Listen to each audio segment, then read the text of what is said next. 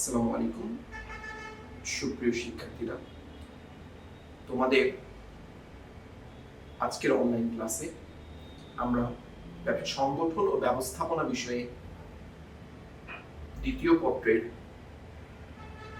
যে বিগত 4টি ক্লাস আমরা নিয়েছি ব্যবস্থাপনার প্রথম অধ্যায়টির উপরে, সেই 4টি বিষয়ে যে বিষয়গুলো আমরা শিখেছি সেখানে সেই বিষয়গুলো নিয়ে কিভাবে প্রশ্ন আসতে পারে, কি প্রশ্ন আসতে পারে তার সামগ্রিক রূপরেখা নিয়েই আমাদের আজকের ক্লাসটি। মূল আলোচনায় যাওয়ার আগে কিছু কথা তোমাদের একটু বলতে চাই। তা হলো, আমরা এই অধ্যায় থেকে 4টি ক্লাসে যে বিভিন্ন বিষয়গুলো শিখেছি তার মধ্যে মূল যে শব্দটি বারবারই ব্যবহৃত হয়েছে তা হলো ব্যবস্থাপনা। তোমাদের এই দ্বিতীয় পত্রের বিষয়টির নামও কিন্তু ব্যবস্থাপনা, এবং এই ব্যবস্থাপনা শব্দটি খুব ছোট হলেও এর বিশেষত্ব কিন্তু অনেক বড়, অনেক বেশি। আমি প্রথমেই যে বিষয়টি তোমাদেরকে বলেছি যে তুমি দৈনন্দিন জীবনের সকল ক্ষেত্রে এই ব্যবস্থাপনার সাথে যুক্ত। অতএব তুমি যদি এই বিষয়ে খুব ভালো করে জানতে চাও তাহলে প্রথমেই তোমাকে মূল বই পড়তে হবে। এখান থেকে বিভিন্ন বহু নির্বাচনী প্রশ্নের জন্য মূল বইয়ের বিভিন্ন টপিকস তোমাকে জানতে হবে।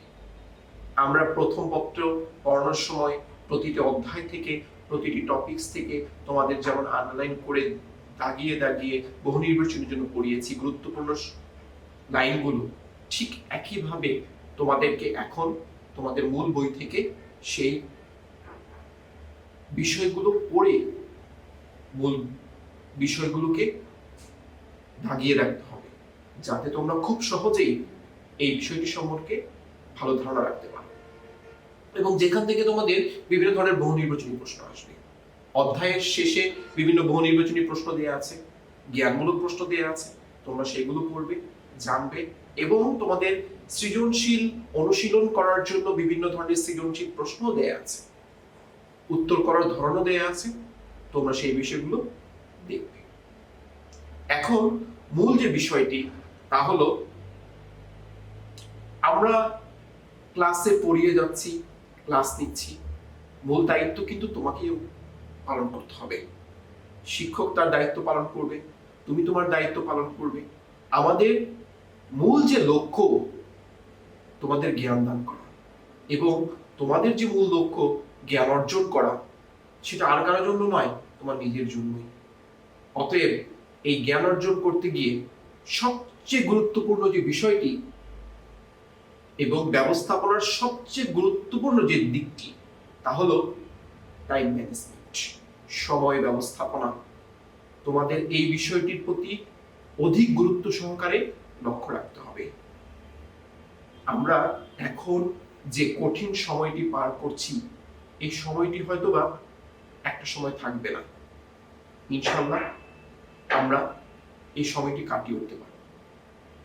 আমরা নিজেরা বাসায় থাকব, বেশি বেশি আল্লাহর কাছে দোয়া প্রার্থনা করব, সৃষ্টিকর্তার কাছে দোয়া করব তিনি যেন আমাদেরকে এই বিপদ থেকে উদ্ধার করে।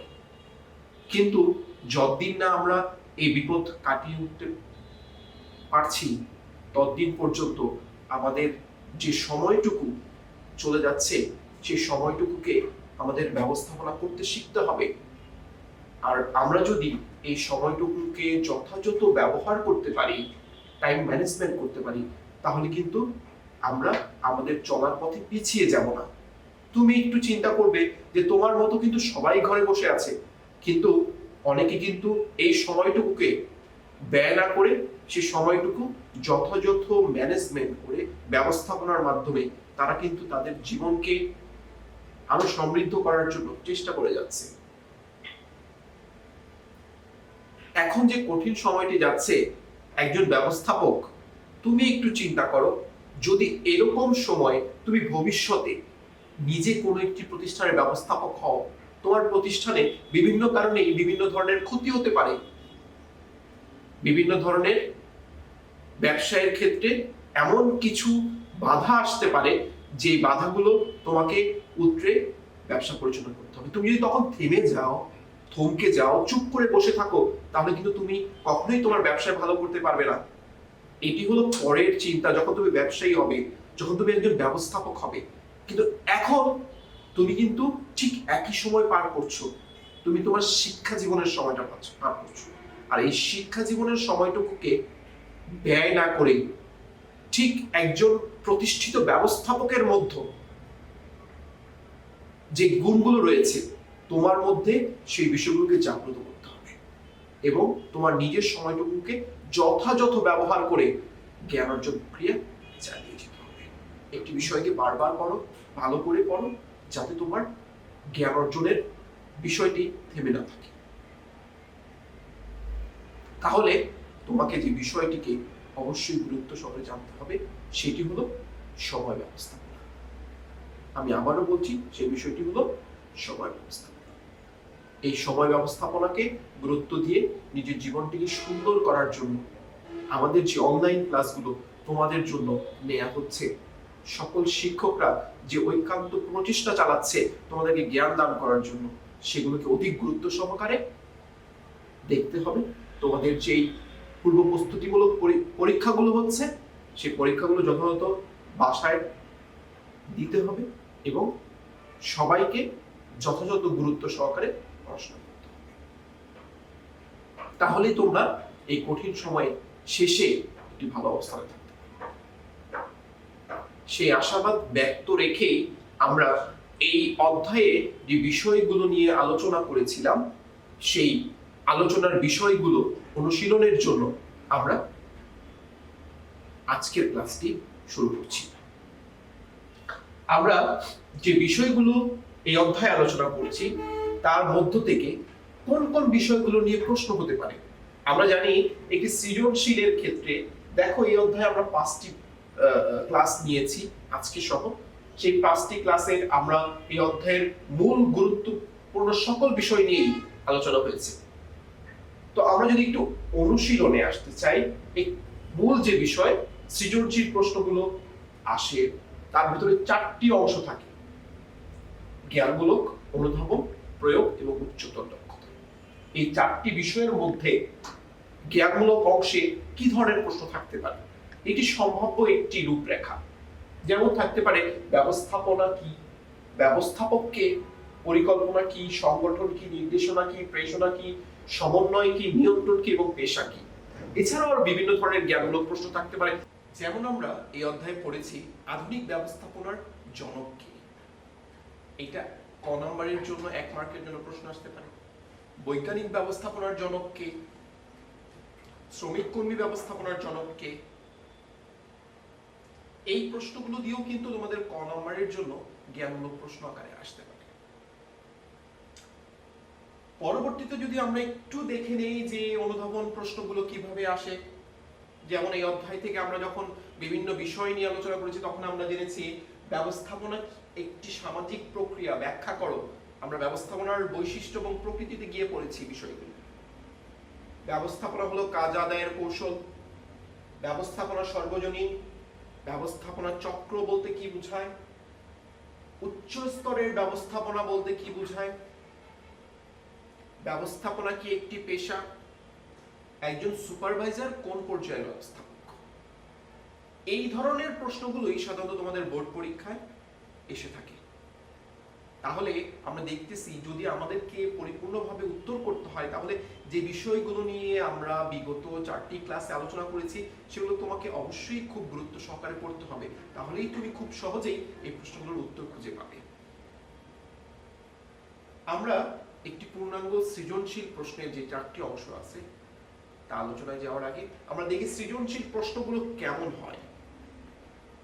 দেখো এখানে একটি উদ্দীপক দেয়া আছে, আমি যদি উদ্দীপকটি একটু পড়ি। সালেহ জুট মিলের এমডি রবি প্রতিষ্ঠানের নীতি ও কৌশল নির্ধারণ করেন। তিনি প্রতিষ্ঠানের লক্ষ্য উদ্দেশ্য ঠিক করে তা বাস্তবায়নের প্রয়োজনীয় উপকরণাদি সংগ্রহ করেন। সঠিক নির্দেশনা প্রদান করেন, আবার কর্মীরা যাতে কর্মে উৎসাহ পায় সে ব্যবস্থাও করেন। সর্বোপরি আদর্শ মান অনুযায়ী কাজ বাস্তবায়নের ব্যবস্থা করেন। তাই এই বছর সালেহা জুট মিল লক্ষ্যের থেকে 25% বেশি মুনাফা করেছে। এই উদ্দীপকটির আলোকে যদি কোনো প্রশ্ন করতে চায়, দেখো দেয়া আছে উদ্দীপকে মিস্টার রবি ব্যবস্থাপনার কোন স্তরে কর্মকর্তা, কোন স্তরে রয়েছে তিনি অবস্থান। আমরা তাহলে আমাদেরকে অবশ্যই স্তরগুলো জানতে আমরা আগে বলেছিলাম যে তার পদমর্যাদাটা কি। প্রথমে আমি এটা খুঁজে বের করব, পদমর্যাদা কি, তার কাজটি কি। যদি এটার ভিত্তিতে আমি উত্তর করতে চাই তাহলে আমি গিয়ে দেখবো যে আছে উনি এমডি বা ম্যানেজিং ডিরেক্টর। তাহলে ম্যানেজিং ডিরেক্টর একটি প্রতিষ্ঠানের কোন স্তরে অবস্থান করে, এই বিষয়টি তোমার জানা থাকলে তুমি সহজেই উত্তর করতে পারবা যে মিস্টার রবি একজন উচ্চ পর্যায়ের ব্যবস্থাপক।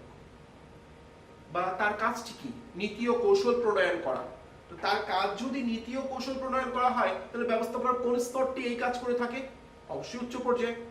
তাহলে তুমি কিন্তু সহজেই উত্তরটি করতে পারবা যে মিস্টার রবি উচ্চ পর্যায়ের ব্যবস্থাপক। পরবর্তীতে ঘ নম্বরে তোমাদের যে উচ্চতর দক্ষতামূলক প্রশ্ন দেয়া আছে, কার্যকর ব্যবস্থাপনার সাফল্যের চাবিকাঠি উদ্দীপকের আলোকে বিশ্লেষণ করো। কার্যকর ব্যবস্থাপনা সাফল্যের চাবিকাঠি উদ্দীপকের আলোকে বিশ্লেষণ করো। তুমি দেখবা এখানে তোমার উদ্দীপকে রবির বিভিন্ন কার্যক্রম দেয়া আছে, যেখানে রবি প্রতিষ্ঠানের উচ্চ পর্যায়ের ব্যবস্থাপক হিসেবে নীতি কৌশল প্রণয়ন থেকে বাকি সকল কাজ, ব্যবস্থাপনার যতগুলো কাজ আছে তা যেন ঠিকঠাক ভাবে হয় তিনি কিন্তু তার পদক্ষেপ গ্রহণ করেছেন, এবং তার ফলেই কিন্তু ওই প্রতিষ্ঠানে লক্ষ্যের থেকে 25% বেশি মুনাফা হয়েছে। তাহলে তিনি ব্যবস্থাপনার সবগুলো কাজ ঠিকভাবে করেছেন বিধায় কিন্তু প্রতিষ্ঠানের মুনাফা বেশি হয়েছে, সফলতা বেশি এসেছে। তাহলে কি আমরা এই উদ্দীপক পড়ে যদি এটার উত্তর করতে চাই যে কার্যকর ব্যবস্থাপনার সাফল্যের চাবিকাঠি, তাহলে আমরা কি বলবো? কার্যকর ব্যবস্থাপনা সাফল্যের চাবিকাঠি, এই বিষয়টির সাথে আমি একমত। পরবর্তীতে আমাকে ব্যবস্থাপনা নিয়ে আলোচনা করতে হবে এবং যে 4টি স্তরে উচ্চতর দক্ষতার উত্তর করতে হয়, প্রথমেই জ্ঞান, পরে অনুধাবন, পরে প্রয়োগমূলক এবং পরবর্তীতে উচ্চতর দক্ষতামূলক অংশ, এগুলো তোমাদের বিগত ক্লাসগুলোতে শেখানো হয়েছে কিভাবে উত্তর করতে হবে। তোমরা সেই আলোকেই এই উত্তরগুলো উপস্থাপন করবে। আমরা যদি আরেকটি উদ্দীপক নিয়ে আলোচনা করি, এখানে দেয়া আছে এভারগ্রিন কলেজের শিক্ষক ও শিক্ষার্থীরা বনভোজনে যাবে। অধ্যক্ষ স্যার বনভোজনের কাজকে কয়েকটা ভাগে ভাগ করেন এবং কয়েকজন শিক্ষককে দায়িত্ব দেন। দায়িত্বপ্রাপ্ত শিক্ষকগণ তাদের কাজের অগ্রগতির বিষয়ে মাঝে মধ্যেই বসে সভা করে ও সবাই একত্রে মিলিত হয়ে কাজ করে, চেষ্টা করে। সকলের সহযোগিতামূলক মনোভাবের কারণে বনভোজন সফলভাবে শেষ হয়েছে। এই উদ্দীপকটির আলোকে এখানে যে প্রশ্ন দেয়া আছে, গ নম্বরে দেয়া আছে উদ্দীপকে অধ্যক্ষ স্যারের পদক্ষেপগুলো ব্যবস্থাপনার কোন কাজ সংশ্লিষ্ট, ব্যাখ্যা করো। তাহলে আমাকে ব্যবস্থাপনার যে কাজগুলো নিয়ে আমরা জেনেছি সেই কাজগুলোর বিষয়ে যদি আমি জেনে থাকি বা পড়ে থাকি, তাহলে আমি দেখব যে ব্যবস্থাপনার কোন কাজটির মধ্যে রয়েছে কাজগুলো ভাগ করা এবং দায়িত্ব বুঝিয়ে দেওয়া এবং দায়িত্ব দেওয়া। আমরা দেখব যে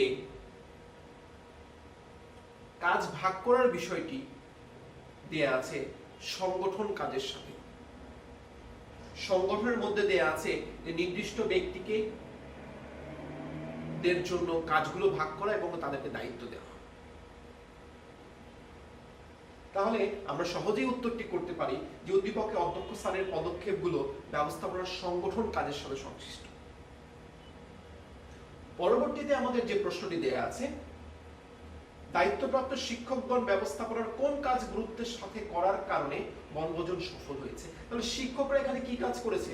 শিক্ষকরা করেছে যে তাদের উপর যে দায়িত্ব দেয়া ছিল, তাদেরকে বিভিন্ন ভাগ করে যে বিভিন্ন দায়িত্ব দেয়া ছিল, সেই দায়িত্বগুলো সঠিকভাবে পালন করার জন্য তারা মাঝে মধ্যে বসে সবাই একত্রে মিলিত হয়ে সভা করেন এবং সবাই মিলিত হয়ে কাজ করার চেষ্টা করেন। তাহলে ব্যবস্থাপনার কোন কাজটির মধ্যে ছিল যে সবার কাজকে একত্রে যুক্ত করা হয়, সবার কাজকে একত্রে মিলিত করা হয়? একটু চিন্তা করলেই আমরা বুঝে যাব এই কাজটি হলো সমন্বয়। তাহলে আমরা সহজেই উত্তরটি করতে পারি যে দায়িত্বপ্রাপ্ত শিক্ষকগণ ব্যবস্থাপনার সমন্বয়ে কাজ গুরুত্বের সাথে করার কারণে বনভোজন সফল হয়েছে। আমরা এই দুটো উত্তর করতে পেরেছি এ কারণে, কারণ আমাদের ব্যবস্থাপনার কার্যাবলীর যেই ধাপগুলো আছে সে সম্পর্কে পূর্ণাঙ্গ ধারণা ছিল। তাহলে তোমাদেরকে অবশ্যই আগে ধাপগুলো সম্বন্ধে, কাজগুলো সম্বন্ধে জেনে নিতে হবে, তাহলেই তোমরা যে কোনো সৃজনশীল উত্তর করতে পারবে। এই অধ্যায়ে আরো এক ধরনের সৃজনশীল আসে। আমরা ব্যবস্থাপনা চক্র পড়েছিলাম, তোমাদের নিশ্চয়ই মনে আছে ব্যবস্থাপনা চক্র তৃতীয় ক্লাসে আমরা পড়েছিলাম। সেই ব্যবস্থাপনা চক্রের মধ্যে আমাদের একটি চক্রাকার অবস্থান দেয়া ছিল।